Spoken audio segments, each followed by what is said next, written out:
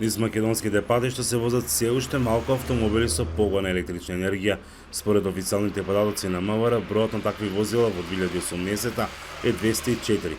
Повеќе од половината или вкупно 126 се регистрирани во главниот град Скопје, додека во внатрешноста најмногу ги има во Штип 17.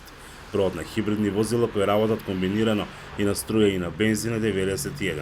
Виктор Мизо, председател на странските компании од автомобилскиот сектор во земјава, вели дека е потребна изработка и на соодветна инфраструктура каде електричните возила би се снабдувале со струја. Ќе имаме еден тренд кој кај нас нема да биде со иста брзина на имплементација како во Западна Европа, но истовремено цената на овие возила ќе представува до некаде проблем за тоа да биде масовно користено кај нас, барем во некој период додека цената на батериите и на целата технологија не биде поприфатлива. Во 17 градови низ државата, приватната компанија Евана постави 40 станици за полнење на електрични возила, најавуваат поставување и на брзи полначи на повеќе места.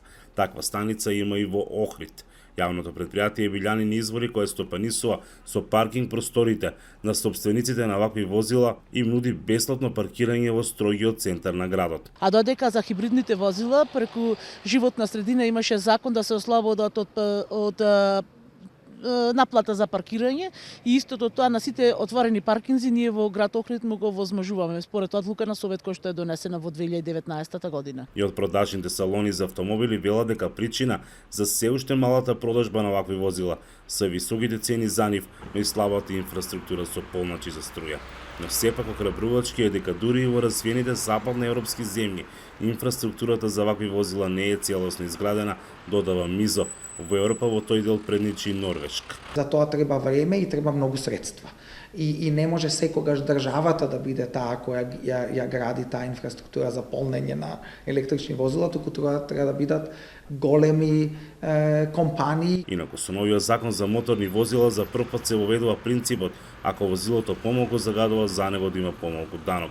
Според Министерството за финансии, во делот на поттикнување на употребата на електричните возила, за сите категории од овој вид е пропишано ослободување од посебен данок на моторни возила. Хибридните возила пак ќе подлежат на ослободување до 50% од данокот. Од Охрид, Гласот на Америка, Мики Трајковски.